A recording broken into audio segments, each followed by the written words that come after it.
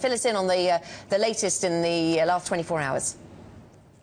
Good morning, Anna. Well, it seems as though Denmark has now become a flashpoint. Overnight, there were reports that some trains from Germany weren't making it through from Germany to Denmark, and officials in Denmark are saying that they want to register refugees and/or in some cases migrants, because if they don't, they'll have to deport them. But some of these people don't want to be fingerprinted because their ultimate goal is Sweden, and they don't want to gum up potentially their application process. Now, from Merkel, we've heard a doubling down. We heard some very strong rhetoric from her yesterday, and her government is now hinting that the cost could be 10 billion euros. A couple days ago, it was 6 billion euros that they said they'd set aside for 2016. And as you mentioned, Hungary has deployed some 4,000, or they're planning to deploy 4,000 troops to their border to accelerate the building of that fence. Officials there are calling the situation, quote, extremely grave.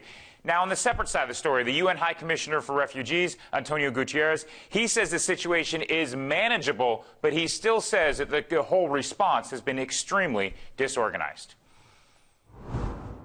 I think it is clear that this is a serious crisis. But for me, it is also clear that if Europe would be properly organized, it would be a manageable crisis. We are talking about 4,000 or 5,000 people per day. In a union that has 508 million people. We had until now 300,000 that crossed the Mediterranean, which is less than 1 per 1,000 of the European population.